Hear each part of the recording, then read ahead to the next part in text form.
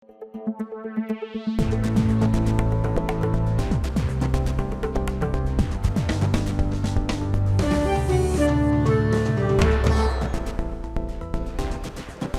এখন জনপদে, আপনাদের সাথে আছি আমি তানজিম শাফিন।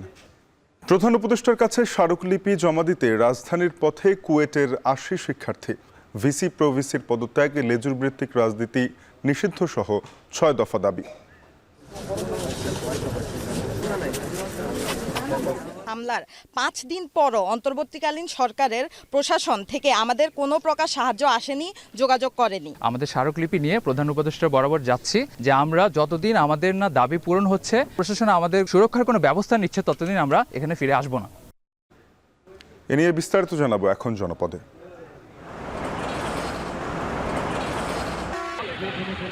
ছুরি চাকু দিয়ে ভয় দেখিয়ে জনগণের কাছ থেকে অ্যাভেলেবেল জনগণের কাছ থেকে এগুলো টাকা পয়সা নিয়ে যাচ্ছে। চাকু দিয়ে সব নিয়ে গেছে।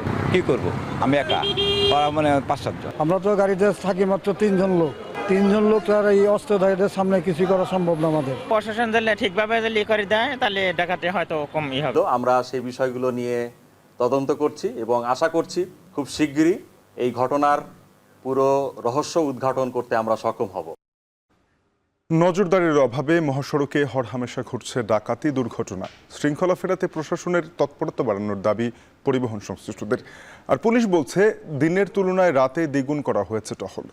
এ নিয়েও বিস্তারিত থাকবে এখন জনপদে। তবে শুরুতেই যাব কুয়েট শিক্ষার্থীদের প্রসঙ্গে। প্রধান উপদেষ্টার কাছে ভিসি প্রভিসির পদত্যাগ, লেজুর ভিত্তিক রাজনীতি নিষিদ্ধ সহ ৬ দফা দাবি সম্বলিত স্মারকলিপি জমা দিতে রাজধানীর উদ্দেশ্যে যাত্রা করেছে খুলনা প্রকৌশল ও প্রযুক্তি বিশ্ববিদ্যালয়ের শিক্ষার্থীরা। রোববার সকাল ৮টায় চোখে লাল কাপড় বেঁধে প্রতিবাদ জানিয়ে ঢাকার উদ্দেশ্যে ক্যাম্পাস ত্যাগ করেন তারা। ৬ দফা দাবির একটিও বাস্তবায়ন হয়নি অভিযোগ করে এ সময় শিক্ষার্থীরা জানান, দাবি বাস্তবায়নের উদ্দেশ্যে নিরাপদে অবস্থান নিয়ে ভার্চুয়ালি আন্দোলন চালিয়ে যাবেন তারা। ৬ দফা দাবি বাস্তবায়নের মধ্য দিয়ে শীঘ্রই বিশ্ববিদ্যালয়ের শিক্ষা কার্যক্রমে ফিরতে চান বলেও জানান তারা। এর আগে গেল 18 ফেব্রুয়ারি বিকেলে বিশ্ববিদ্যালয়ের রাজনীতি নিষিদ্ধের দাবিতে বিক্ষোভ করার সাধারণ শিক্ষার্থীদের সাথে ছাত্রদল ও যুবদলের নেতাকর্মীদের সংঘর্ষ হয়।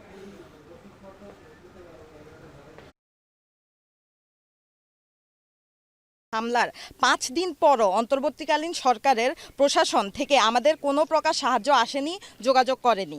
আমাদের স্মারকলিপি নিয়ে প্রধান উপদেষ্টা বরাবর যাচ্ছি যে আমরা যতদিন আমাদের না দাবি পূরণ হচ্ছে, আমরা ক্যাম্পাসে ফিরে আসবো না। প্রশাসন আমাদের সুরক্ষার কোনো ব্যবস্থা নিচ্ছে, ততদিন আমরা এখানে ফিরে আসবো না এবং বাকি কার্যক্রম আমাদের অনলাইনে চলবে। নিয়মিত নজরদারি ও সতর্কতামূলক ব্যবস্থা জোরদার না করায় মহাসড়কে হরহামেশা ঘটছে দুর্ঘটনা ও ডাকাতি। এতে যানবাহনের চালক ও যাত্রীরা মুঠোফোন, নগদ টাকা হারানো সহ নানাভাবে ক্ষতিগ্রস্ত হচ্ছেন। ডাকাতি সহ মহাসড়কে শৃঙ্খলা ফেরাতে প্রশাসনের নজরদারি বাড়ানোর দাবি পরিবহন সংশ্লিষ্টদের। তবে হাইওয়ে পুলিশ বলছে দিনের তুলনায় রাতে দ্বিগুণ করা হয়েছে টহল টিমের কার্যক্রম। টাঙ্গাইল থেকে কাউসার আহমেদের প্রতিবেদন। গত সোমবার রাত ১১টায় ঢাকার গাবতলী থেকে রাজশাহীর উদ্দেশ্যে রওনা দেয় ইউনিক রোড রয়্যালসের একটি বাস। রাত 12:30টার দিকে ঢাকা টাঙ্গাইল মহাসড়কের মির্জাপুর এলাকায় বাসটি পৌঁছালে ডাকাত দলের কবলে পড়ে। লুট করা হয় যাত্রীদের টাকা, মোবাইল সহ মূল্যবান মালামাল। এমনকি বাসে থাকা নারীর শ্লীলতাহানির অভিযোগও ওঠে। বাসের যাত্রীদের অভিযোগ, প্রশাসনের কঠোর নজরদারি ও প্রয়োজনীয় ব্যবস্থা না থাকায় মহাসড়ক অনিরাপদ হয়ে উঠেছে। তাই মহাসড়কের ডাকাতি ও শ্লীলতাহানির মতো ঘটনা ঘটছে। ছুরি চাকু দিয়ে এগুলা দেখিয়ে আমাদেরকে ভয় দেখিয়ে জনগণের কাছ থেকে অ্যাভেলেবেল জনগণের কাছ থেকে এগুলো টাকা পয়সা নিয়ে যাচ্ছে। মনে করেন যে চাকু দিয়ে সব নিয়ে গেছে।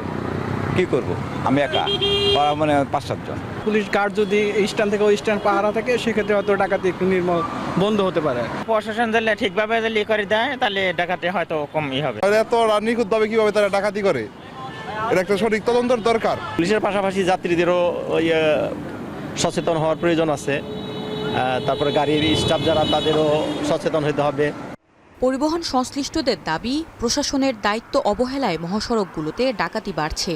পরিস্থিতি মোকাবেলায় পুলিশি টহল বাড়ানোর দাবি তাদের। আমরা ড্রাইভার, হেল্পার, কন্ট্রাক্টর যারা রোডে থাকি, আমরা সমস্ত কিন্তু ডাকাতের সাথে বলেতেছি, উমুক হইতেছি, তুমুক হইতেছি, অথচ আমাদের পেটে ঠিক মতো ভাত যাচ্ছে না। দোষায় পরে কার? মোটর গাড়ির ড্রাইভার, অ্যাসিস্ট্যান্ট, হেল্পার ধর এদের হাত আছে। আসলেও মূলত এগুলো আমাদের কোনো হাত নেই। আমরা তো গাড়িতে থাকি মাত্র 3 জন লোক।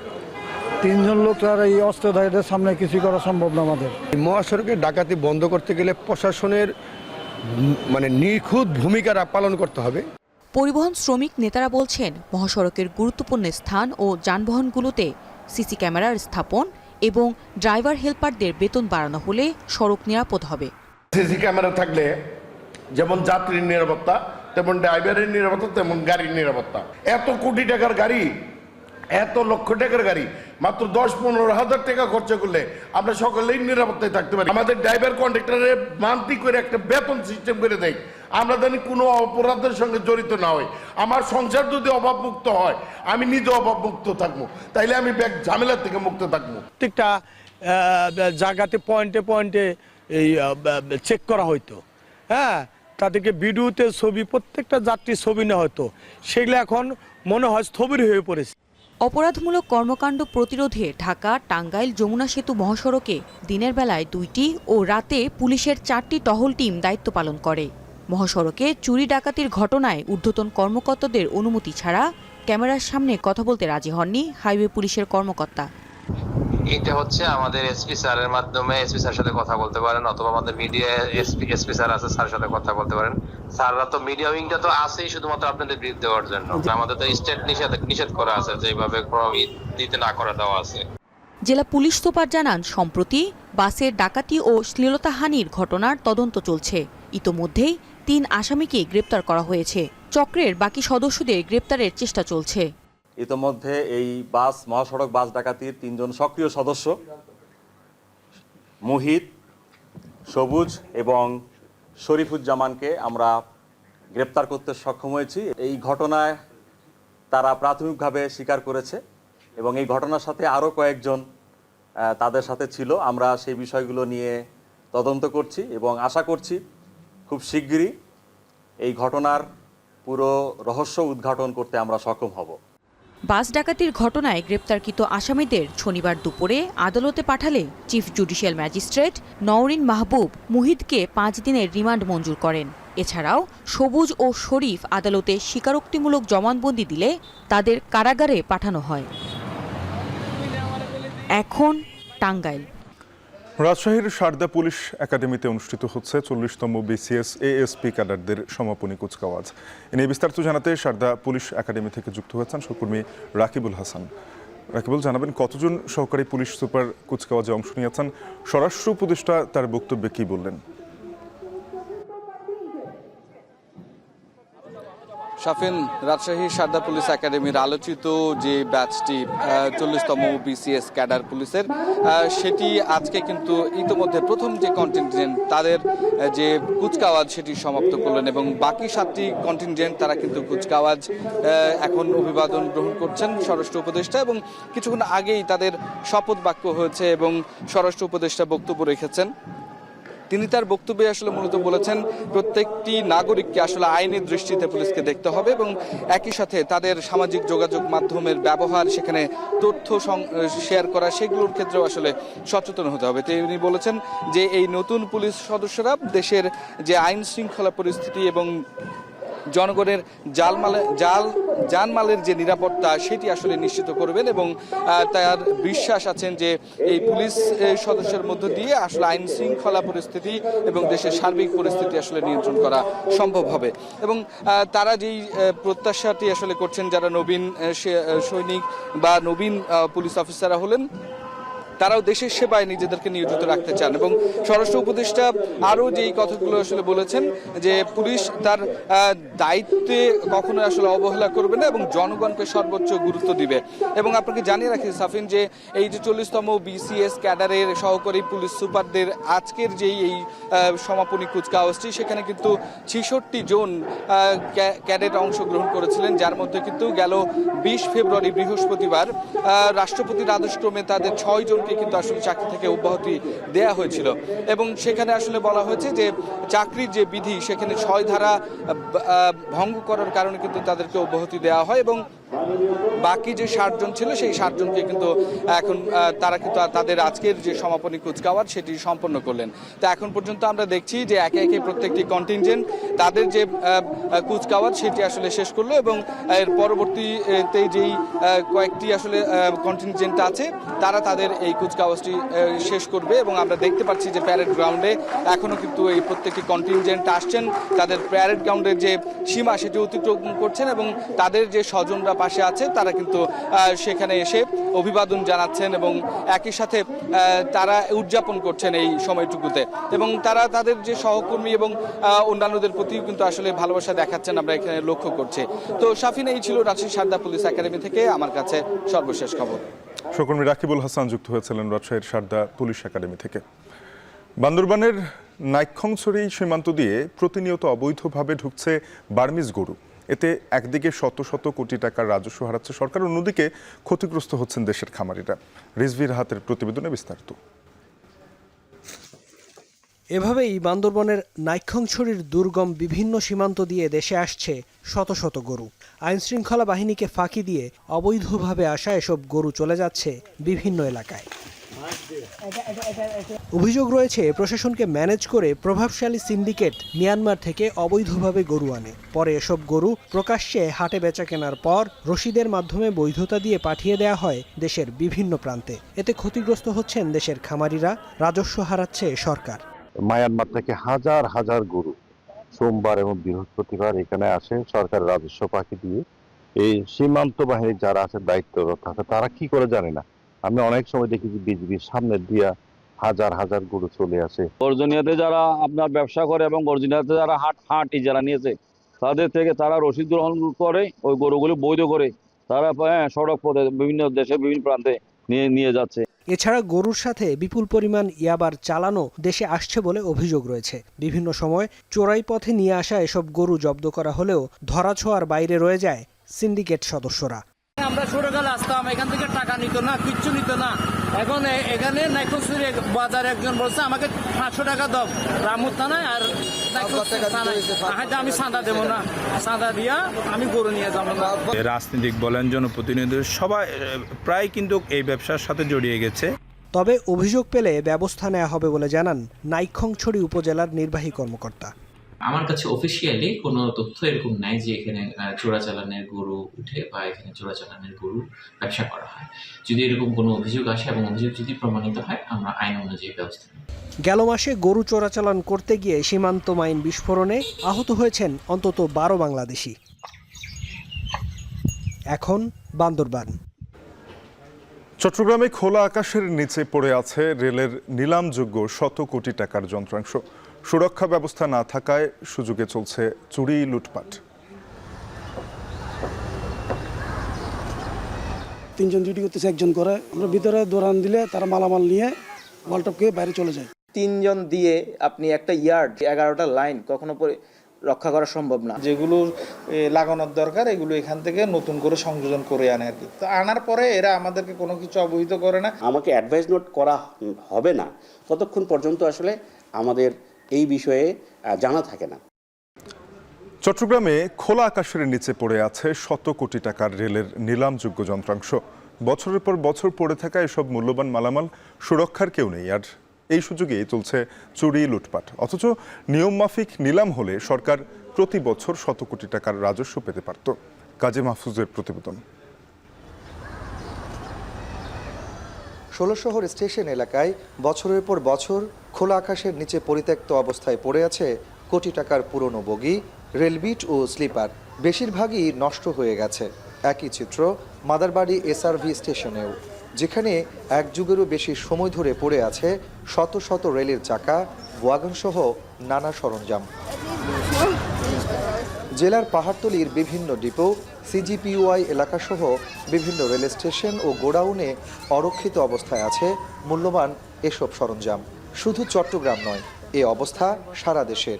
রেল পুলিশের ভাষ্য, এত বিশাল পরিমাণ মালামাল পাহারা দেওয়ার মতো জনবল বা সক্ষমতা তাদের নেই। এদিকে স্থানীয়দের অভিযোগ, রেলের অবহেলায় সুযোগ বুঝে চুরি হচ্ছে মালামাল, পাশাপাশি নষ্ট হচ্ছে যন্ত্রাংশ। 3 জন ডিউটি করতেছে, 1 জন করে, এটা আসলে পর্যাপ্ত নয়।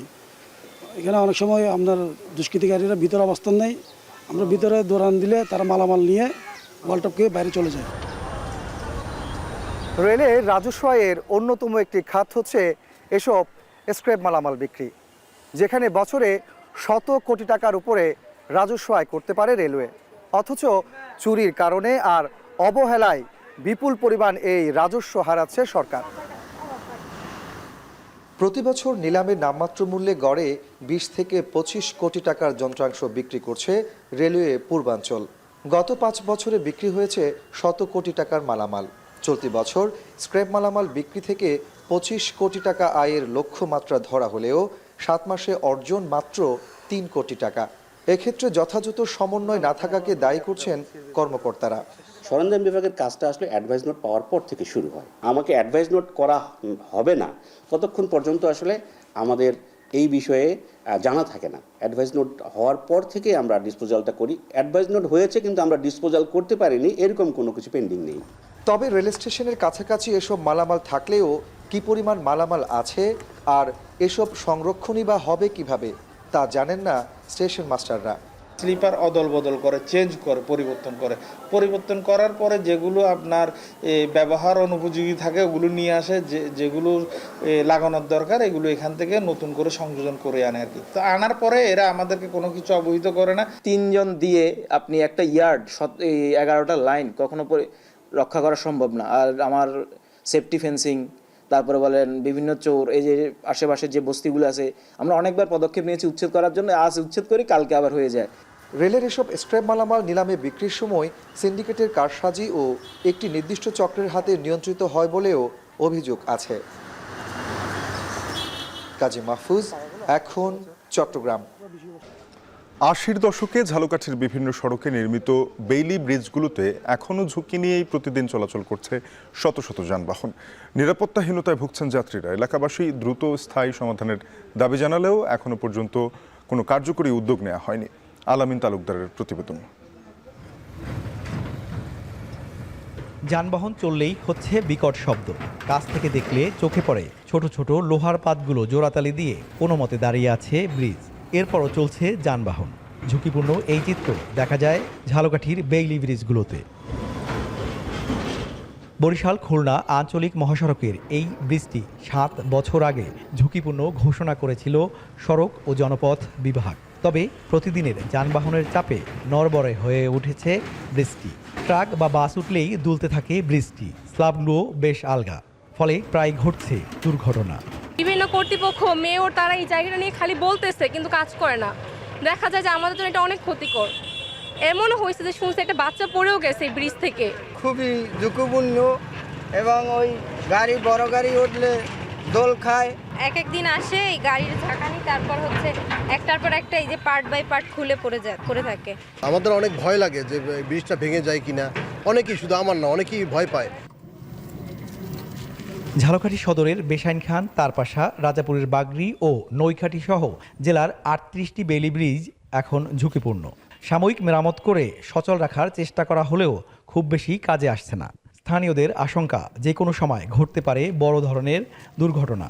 স্টিলের যে পাতগুলা এগুলা ফাঁকা হয়ে গেছে, গাড়ি চাকা ঢুকে পড়ে, যে কোনো মুহূর্তেই একটা দুর্ঘটনা ঘটে যেতে পারে। এই অবস্থায় যদি এই ঝুঁকিপূর্ণ ব্রিজটি থাকে তাহলে যোগাযোগ অবস্থা খুবই বিচ্ছিন্ন হয়ে যাবে। বিভিন্ন ইউনিয়নে বেলি ব্রিজগুলো খুব ভঙ্গুর অবস্থা এবং খারাপ অবস্থায় আছে। সেতুর তো কোনো অবস্থাই নাই, সেতুর অবস্থা একবারে খারাপ হয়ে গেছে, ঠিক আছে, মানে বলার মতো না।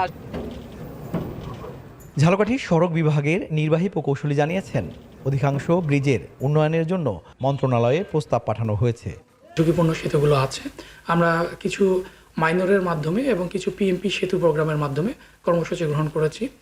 ইতিমধ্যে আমাদের জমাদ্দার বাড়ি সেতুটি কার্যক্রম শেষ পর্যায়ে রয়েছে এবং সামনে আমাদের জমিদার বাড়ি সেতু এবং মানাইঘাটাতে কিছু সেতুর কাজ হবে। ঝুঁকিপূর্ণ এই সেতুগুলো নিয়ে উদ্বেগ বাড়ছে, কিন্তু কবে মিলবে স্থায়ী সমাধান সে প্রশ্নের উত্তর নেই কারো কাছে। আল আমিন তালুকদার, এখন ঝালকাঠি। শেরপুরে মাইক্রোবাসের সঙ্গে সংঘর্ষে মোটরসাইকেলের 2 আরোহী নিহত হয়েছেন। এই দুর্ঘটনায় আহত হয়েছেন আরও 6 জন। রোববার মধ্যরাতে শেরপুর শহরের অষ্টমী তলায় এই দুর্ঘটনা ঘটে। স্থানীয়রা জানান, রাতে একটি দ্রুত গতির মাইক্রোবাস শেরপুর শহর থেকে জামালপুর যাওয়ার পথে অষ্টমীতলা এলাকায় প্রথমে একটি অটোরিকশা এবং পরে একটি মোটরসাইকেলকে চাপা দেয়। এতে ঘটনাস্থলেই মোটরসাইকেল আরোহী রনির মৃত্যু হয়। গুরুতর অবস্থায় আরেক আরোহী গৌরবকে উদ্ধার করে হাসপাতালে নেওয়া হলে কর্তব্যরত চিকিৎসক তাকেও মৃত ঘোষণা করেন। দুর্ঘটনার পর মাইক্রোবাস চালক ও যাত্রীরা পালিয়ে যান।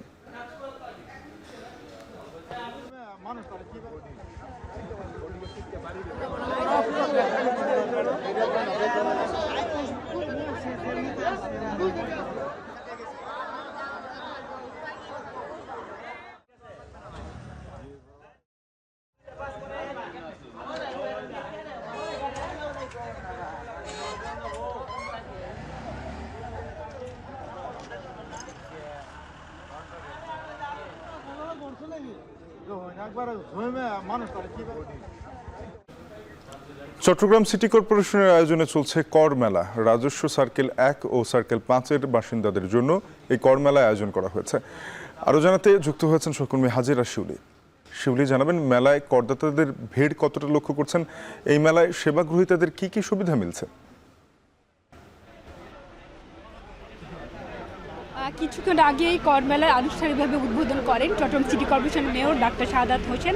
এবং আমরা দেখতে পাচ্ছি এখানে 2টি সার্কেলের মোট 10টি ওয়ার্ডের যারা গৃহ করদাতা আছেন তাদের জন্য 4টি বুথ খোলা হয়েছে এবং এখন থেকে কিন্তু মোটামুটি বেশ ভিড় আছে বলা যায়। যেহেতু মেয়র বলেছেন যে এই কর মেলায় করদাতারা তাদের যে আগে পূর্বের কর না দেওয়ার কারণে যে জরিমানা বকেয়া বা জরিমানা জমা পড়ছিল সেই জরিমানা ছাড়াই তারা এখানে কর পরিশোধ করতে পারবেন। এছাড়া ট্রেড লাইসেন্স নবায়নের সুবিধা এখানে রাখা হয়েছে এবং তারা বলছেন, মেয়র বলছেন যে আসলে নগরবাসীর উপর তারা কোনো করের বোঝা চাপিয়ে দিতে চান না। তারা চান নগরবাসী যেন স্বস্তিদায়কভাবে এবং কোনো নির্বিঘ্নে তাদের কর পরিশোধ করতে পারেন এবং সেক্ষেত্রে আসলে এখানে তাদের আপিলেরও সুযোগটা রাখা হয়েছে। এবং যেহেতু 2022 সালে সর্বশেষ প্রায় 500% থেকে 1000% হারে গৃহকর বাড়ানো হয় এবং তখন কিন্তু নগরবাসী তীব্র প্রতিবাদ জানিয়েছিলেন এবং তখন থেকে কিন্তু গৃহকর আদায় নিয়ে নগরবাসীর মধ্যে এক ধরনের ক্ষোভ রয়েছে। তো সিটি কর্পোরেশন মেয়র বলছেন যে আসলে এখানে আপিলের ভিত্তিতে তারা তাদের যে অনিষ্পত্তিকৃত বিষয় আছে সেগুলো তারা সমাধান করতে পারবেন। এবং এখন পর্যন্ত কিন্তু কর মেলায় প্রায় 10 লাখ টাকা গৃহকর আদায় হয়েছে এবং তারা আশা করছেন যে এই মেলায় নগরবাসীর কাছ থেকে তারা ব্যাপক সাড়া পাবেন এবং দেখা যাচ্ছে যে আসলে বেশ করদাতাদের বেশ ভিড় রয়েছে। 4টি বুথ খোলা হয়েছে এবং প্রতিটি বুথে মোটামুটি করদাতাদের বেশ ভালোই ভিড় রয়েছে। তো আজকে বিকাল 3টা পর্যন্ত এখানে করদাতারা কর পরিশোধ করতে পারবেন এবং মেয়র কিন্তু এখানে করদাতাদের কাছ থেকে গৃহকর নিচ্ছেন এই মুহূর্তে এবং অনেকেই কিন্তু এখানে মেয়রের হাতে সরাসরি তাদের গৃহকর পরিশোধ করছেন। তো আমরা আসলে মেয়রের কাছ থেকে একটু আসলে জানতে চাই যে কি কি সুবিধা তারা অত্যন্ত উৎসাহের সাথে সবাই কর দিচ্ছে। আমরা আশাবাদী চট্টগ্রামকে, আমাদের চট্টগ্রামের মানুষ খুবই ভালোবাসে। চট্টগ্রাম বাঁচলে বাংলাদেশ বাঁচবে। আমরা আজকে একটা clean city, green city, healthy city করার প্রত্যয় নিয়ে আজকে কাজ করছি। আমি মনে করছি এই ন্যায্য যে হোল্ডিং ট্যাক্সগুলো চট্টগ্রাম সিটি কর্পোরেশন পায় আমরা আজকে নিষ্পত্তি করে দিচ্ছি অনেককেই। যাদেরকে আগের সরকার করের বোঝা চাপিয়েছিল তাদেরকে একটা স্বস্তিদায়ক অবস্থায় এনে একটা আনন্দ ঘন পরিবেশে তারা যাতে এই ট্যাক্সটা দেয় এই পরিবেশ আমরা তৈরি করে দিচ্ছি। আমরা মনে করি আজকে যে চট্টগ্রাম শহরের এই যে পরিষ্কার পরিচ্ছন্নতা, রাস্তাঘাটে চলাফেরা সব কিছু মিলিয়ে আজকে যে আমরা একটা ক্লিন সিটি এবং গ্রিন সিটির প্রত্যয় ঘোষণা করেছি, এটার জন্য তারা আজকে যেভাবে ঐক্যবদ্ধ হয়েছে এবং তারা যে একটা আনন্দঘন পরিবেশে এই ট্যাক্সটা দিচ্ছে, আমি তাদেরকে জন্য ধন্যবাদ জানাচ্ছি, শুভেচ্ছা জানাচ্ছি। আজকে আসলে নগরবাসী বলছেন যে নগরবাসী যেন কোনো চাপ ছাড়াই এখানে গৃহকর দিতে পারেন। তারা সেই উদ্যোগটি নিয়েছেন এবং তারা ব্যাপক সাড়া পাচ্ছেন। এবং চট্টগ্রামে আসলে 41টি ওয়ার্ডে মোট গৃহকরদাতা রয়েছেন 2,10,000 এবং প্রতি বছর চট্টগ্রাম সিটি কর্পোরেশন প্রায় 300 কোটি টাকার বেশি রাজস্ব বা গৃহকর পেয়ে থাকে। তো তারা আশা করছেন যে আসলে নগরবাসী স্বতঃস্ফূর্তভাবে গৃহকর মেলায় তাদের গৃহকর পরিশোধ করবে এবং অন্যান্য যেসব সুবিধা আছে সেগুলো তারা এখান থেকে গ্রহণ করবেন। তো এই ছিল আমার কাছে চট্টগ্রাম সিটি কর্পোরেশনের কর মেলার সবশেষ। সহকর্মী হাজিরা শিউলি যুক্ত হয়েছিলেন, জানাচ্ছিলেন চট্টগ্রামে কর মেলার সবশেষ। আরএফএল গিজারে আছে ওয়ার্ল্ড ফ্লো টেকনোলজি, যা পানি গরম করে 20% কম বিদ্যুৎ খরচে, আর একবার অন করলেই পানি গরম থাকে 24 ঘন্টা। আরএফএল গিজার, উষ্ণ পানির পরশ। আর মাত্র এক সপ্তাহ পর শুরু হবে পবিত্র মাহে রমজান। ভোগ্যপণ্যের বৃহত্তম পাইকারি বাজার চট্টগ্রামের খাতুনগঞ্জে বেড়েছে পণ্য আমদানি, গেল সপ্তাহের তুলনায় বেড়েছে বেচা কেনাও, তবে এখনো পুরোপুরি জমে ওঠেনি বলছেন বিক্রেতারা। এদিকে সিলেটের বাজারে এখনো সংকট কাটেনি সয়াবিন তেলের। এছাড়াও সপ্তাহ ব্যবধানে কিছুটা বেড়েছে পেঁয়াজ, ছোলা, চিড়া, মুড়ি সহ বেশ কয়েকটি নিত্য প্রয়োজনীয় পণ্যের দাম। এ নিয়ে বিস্তারিত জানাতে চট্টগ্রামের খাতুনগঞ্জ থেকে কাজী মাহফুজ এবং সিলেট থেকে সন্দীপন শুভ যুক্ত হয়েছেন।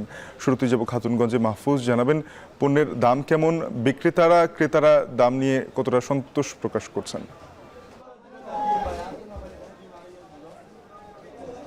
শাফিন, বিগত সময়ের চাইতে এই বছর চট্টগ্রামের খাতুনগঞ্জের বাজারে রমজান কেন্দ্রিক যে সকল পণ্যগুলোর চাহিদা বেশি থাকে সেই পণ্যগুলোর সরবরাহ বেড়েছে। বিশেষ করে ছোলা, মটর, ডাল জাতীয় পণ্য, পাশাপাশি আমরা দেখতে পাচ্ছি খেজুর, চিনি সহ যে সকল পণ্যগুলো আসলে রমজানের চাহিদা বেশি থাকে সেগুলোর সরবরাহ বেড়েছে এবং কিছু কিছু পণ্যের সরবরাহ কিন্তু চাহিদার চাইতেও বেশি বেড়েছে বলছেন এখানকার ব্যবসায়ীরা। সেক্ষেত্রে আসলে কয়েকটি কারণকে তারা চিহ্নিত করেছেন।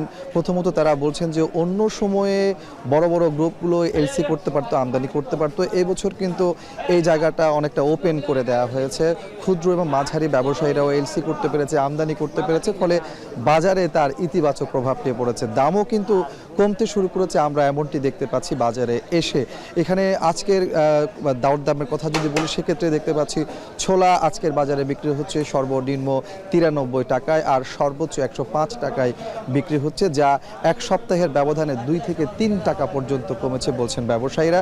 এছাড়া বিভিন্ন মানের খেজুর কিন্তু এই বাজারে পাওয়া যাচ্ছে, সরবরাহ পর্যাপ্ত রয়েছে। সেক্ষেত্রে সর্বনিম্ন 130 টাকা এবং সর্বোচ্চ 1000 টাকা মূল্যের খেজুর এই বাজারে মিলছে। পাশাপাশি মটর পাওয়া যাচ্ছে 57 থেকে 58 টাকায়। ডাল জাতীয় পণ্যের দামও কমে এসেছে, বেচা বিক্রিও কিন্তু এক সপ্তাহের ব্যবধানে বেড়েছে বলছেন এখানকার ব্যবসায়ীরা। এবং তারা বলছেন যে আর এক সপ্তাহ পরে রমজানে হয়তো বেচা বিক্রি আরও বাড়বে, তবে অন্য সময়ের চাইতে এবারের যে বেচা বিক্রি সেটি তুলনামূলক অনেকটা কম। এবং কম হওয়ার কারণ হিসেবে তারা বলছেন যে এবছর উপজেলা পর্যায়ে আমদানিকারক বেড়েছে, ফলে বন্দর থেকে তারা পণ্য আমদানি করে সরাসরি নিয়ে যাচ্ছেন উপজেলা পর্যায়ে। ফলে আমরা দেখতে পাচ্ছি যে খাতুনগঞ্জের বাজারে খানিকটা ভাটা পড়েছে বেচা বিক্রিতে। আর পেঁয়াজের কথা যদি বলি সেক্ষেত্রে আমরা দেখতে পাচ্ছি দেশি পেঁয়াজের এখন ভরা মৌসুম, যার কারণে বাজারে দেশি পেঁয়াজের পর্যাপ্ত সরবরাহ রয়েছে। আজকের বাজারে দেশি পেঁয়াজ মিলছে 30 থেকে 40 টাকায়, আর আমদানি করা পেঁয়াজ পাওয়া যাচ্ছে 60 থেকে 65 টাকায়। যেহেতু পেঁয়াজের সরবরাহ পর্যাপ্ত রয়েছে, ফলে আমরা দেখতে পাচ্ছি যে আসলে বাজারে পেঁয়াজের ঘাটতি থাকবে না এবং রমজানে সেই ঘাটতিও থাকবে না, দামও অনেকটা স্থিতিশীল থাকবে বলছেন ব্যবসায়ীরা।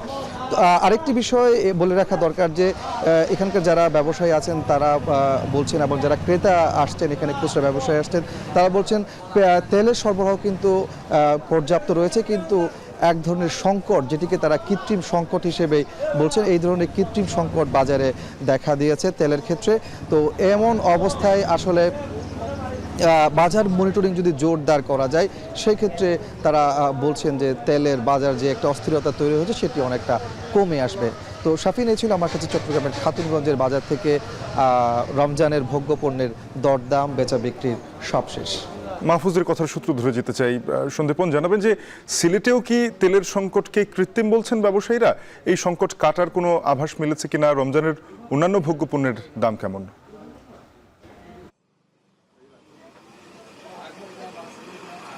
শাফিন, একদম ঠিক কথাই বলেছেন। যে কৃত্রিম সংকটের কথা এখানকার ব্যবসায়ীরাও বলছেন, এবং তারা বলছেন যে আসলে এই ধরনের সংকট রমজান মাস এলেই বিভিন্ন সময় বিভিন্ন বছর দেখে গেছে, এবং এবছর এই সংকটটি সবচেয়ে বেশি মনে হচ্ছে। এবং সিলেটে অন্যান্য পণ্যের আমদানির কোনো কমতি না থাকলেও সয়াবিন তেলের যে সংকটটি বা সরবরাহ অনেক অনেক বেশি কম, এবং এই সুযোগে অনেকে কিন্তু সরকার নির্ধারিত যেটি মূল্য মাত্র 175 টাকা সেটি থেকে বাড়িয়ে 190 এমনকি 200 টাকা পর্যন্ত বিক্রি হচ্ছে। 5 লিটার তেল যেখানে 1000 টাকায় কিনছেন, 1000 টাকায় কেনার পরও কিন্তু সবচেয়ে যেটি দুঃখজনক ব্যাপার সেটি হচ্ছে সেই 1000 টাকার কেনার পরও চিনি গুঁড়া চাল তাদেরকে এক্সট্রা 2 কেজি বা 3 কেজি কিনতে হচ্ছে, এর পাশাপাশি গুঁড়ো দুধ কিনতে হচ্ছে, নানা ধরনের পণ্য তাদেরকে দেয়া হচ্ছে, যেটি তাদের কাছে বাড়তি চাপ মনে করছেন। শুধু তেলের সংকটের কথা যদি বলি বা তেলের দামের বিষয়ে বলি সেটি বলা ঠিক হবে না, এর পাশাপাশি চালের কথা যদি বলতে হয়, চাল কিন্তু সেই গত 2 মাস আগে যেমনটি বেড়েছিল তেমনটি রয়েছে, বরং এই সপ্তাহ ব্যবধানে 50 থেকে 100 টাকা কোনো বস্তায় বেড়েছে। বিশেষ করে আমি যদি 28 চালের কথা বলি এবং যেটি কাটারি ভোগ জাতের যে চাল সেটিতেও কিন্তু 50 টাকা বা 100 টাকা বেড়েছে, কোনো চালে কিন্তু আবার কমেছেও। আবার বিশেষ করে আমি যদি বলতে চাই রসুনের কথা, রসুনের দামও কিন্তু কেজি 10 টাকা বেড়েছে, এলসির পেঁয়াজ যেটি সেটির দামও কিন্তু বেড়েছে। তবে কিছু পণ্যের দাম কিন্তু আসলেই কমেছে, সেটি হচ্ছে খেজুরের দাম অন্যান্য বছরের তুলনায় কিন্তু এবছর কমেছে।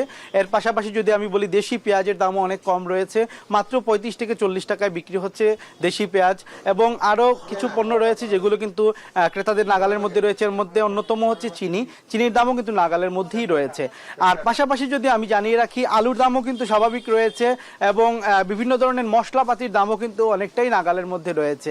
তবে ইফতার এবং সাহরিতে যে বিষয়টি বা যে বিষয়গুলো সবচেয়ে বেশি গুরুত্ব পায় সেটি হচ্ছে তেলের, সয়াবিন তেল প্রয়োজন হয়, চালের প্রয়োজন হয়, এইগুলোর দাম কিন্তু এখনও বাড়তির দিকে রয়েছে। বিশেষ করে তেলের সংকট, আপনি যেমনটি জানতে চেয়েছিলেন যে তেলের সংকট কিন্তু আসলে এখনও তীব্রতর রয়েছে, এবং এই তেলের সংকট নিয়ে আমরা যখন কথা বলছিলাম বিশেষ করে এখানকার ব্যবসায়ীদের সাথে, তারা বলছেন যে আসলে তারা নিরুপায়, তারা তেল পাচ্ছেন না, আর ক্রেতারা বলছেন যে এটি খুব তাড়াতাড়ি সরকার পদক্ষেপ নিয়ে এটি যেন বাজার মনিটরিং করা হয় এবং মনিটরিং যেন জোরদার হয়। তো জাফিন, এই ছিল আমার কাছে সিলেটের বাজার পরিস্থিতি সর্বশেষ। রমজানের ভোগ্যপণ্যের বাজার নিয়ে সিলেট থেকে সন্দীপন শুভ, এর আগে চট্টগ্রাম থেকে কাজী মাহফুজ যুক্ত হয়ে জানাচ্ছিলেন। ঢাকায় অবস্থান কর্মসূচিতে হামলার প্রতিবাদে এবার সারা দেশে কর্মবিরতি শুরু করেছে বিভিন্ন সরকারি অফিসে কর্মরত আউটসোর্সিং কর্মচারীরা। এর অংশ হিসেবে চট্টগ্রামে সকাল 10টা থেকেই সরকারি বিভিন্ন দপ্তরের সামনে জড়ো হয়ে মানববন্ধন ও বিক্ষোভ শুরু করেন তারা। এ সময় তারা বলেন, সারা দেশে সরকারি দপ্তরগুলোতে প্রায় 2 লাখ আউটসোর্সিং কর্মচারী নানা পদে কাজ করেন, তবে তারা কোনো বেতন বোনাস সহ সরকারি অনুদান পান না। 2018 সালে একটি নীতিমালার মাধ্যমে তাদের কাছ থেকে সব সুযোগ সুবিধা কেড়ে নেওয়া হয়। এমনকি নারীরা মাতৃত্বকালীন ছুটিও পান না বলেও অভিযোগ করেন বক্তারা। গেল 6 মাসে এ নিয়ে বারবার সরকারের পক্ষ থেকে আশ্বাস দেওয়া হলেও তা কার্যকর হয়নি।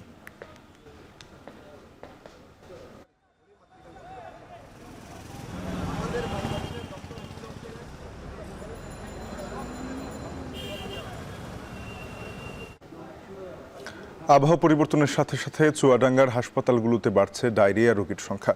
আক্রান্তদের মধ্যে বেশিরভাগই শিশু। আরও জানাতে চুয়াডাঙ্গার সদর হাসপাতাল থেকে যুক্ত হয়েছেন সহকর্মী অনেক চক্রবর্তী।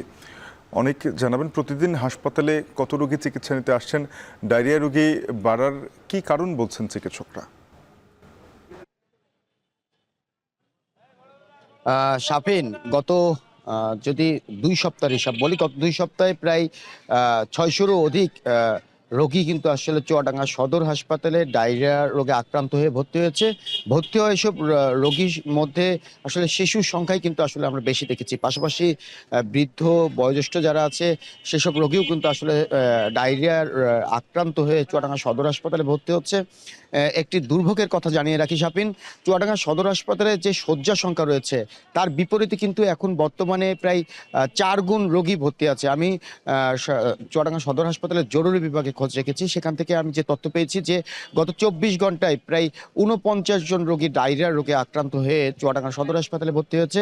পাশাপাশি আমি সকাল থেকেই সদর হাসপাতালে এসে দেখেছি যে ভয়াবহ একটি চিত্র, কারণ এমনিতেই শয্যার সংখ্যা যেহেতু নেই, সুতরাং যারা রোগীরা সদর হাসপাতালে আসছে তারা কিন্তু বেড না পেয়ে মেঝেতে আসলে চিকিৎসা নিচ্ছেন।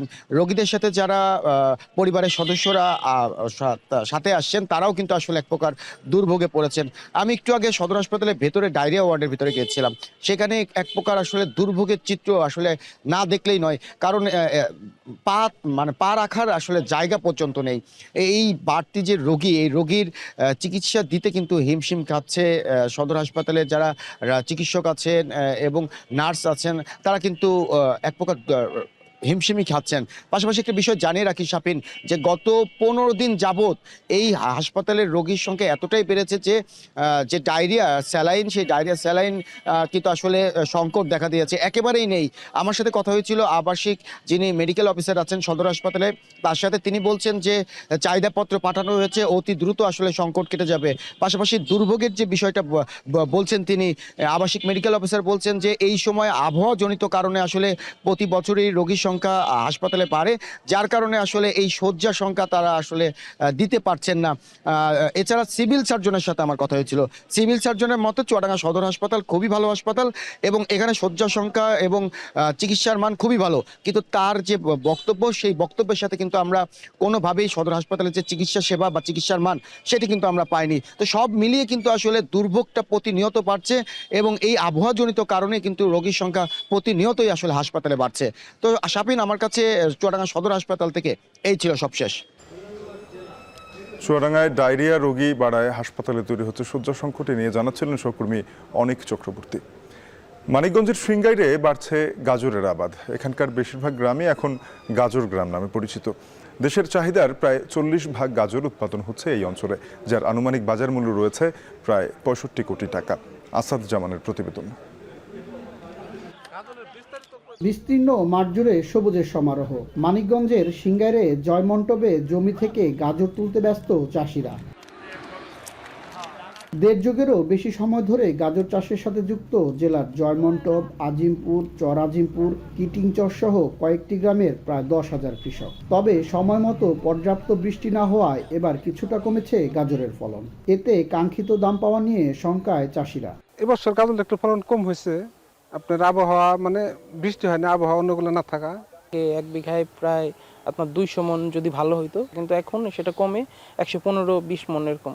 এই বছর আপনার বিঘায় 50 মন করে নাই, এইদিকে আমরা লস খেয়ে গেছি। এবার পাখিতে 20,000-25,000 লাভ হয়েছে, আর এবার পাখিতে 20,000-25,000 লস।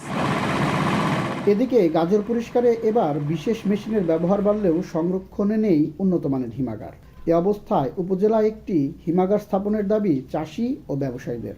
আগে লাফটিয়ে দুইতো, এবার আনছি প্রথম 20 মিনিট 30 মিনিট লাগে, তাই ধোয়া ভালো হয়।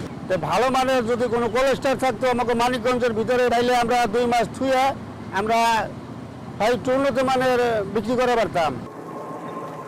অল্প সময়ে ফসল উঠায় গাজর চাষে লাভ বেশি, সে কারণে আগ্রহী হচ্ছেন চাষিরা। এবছর উপজেলায় প্রায় 42,000 টন গাজর উৎপাদন হবে বলে জানান কৃষি কর্মকর্তা। তো এবছর যে আমাদের গাজরটা হয়েছে, আমরা যে হিসাব করেছি 15 টাকা ধরে যদি আমরা হিসাব করি, তাহলে প্রায় 65 কোটি টাকার মতো গাজর সিংগাইরের থেকে বিক্রি হবে। চলতি মৌসুমে উপজেলায় 960 হেক্টর জমিতে গাজরের আবাদ হয়েছে, যা গত বছরের তুলনায় 10 হেক্টর বেশি। সরকারের সহযোগিতা পেলে এই অঞ্চলের গাজর বিদেশে রপ্তানি করা সম্ভব বলে মনে করেন সংশ্লিষ্টরা। আসাদ জামান, এখন, মানিকগঞ্জ। এই ছিল এখন জনপদে। এখন টেলিভিশনের ওয়েবসাইট দেখতে ভিজিট করুন www.ekon.tv। যুক্ত থাকুন ফেসবুকে facebook.com/tv.ekon এবং ইউটিউবে দেখতে ভিজিট করুন youtube.com/c/ekontv।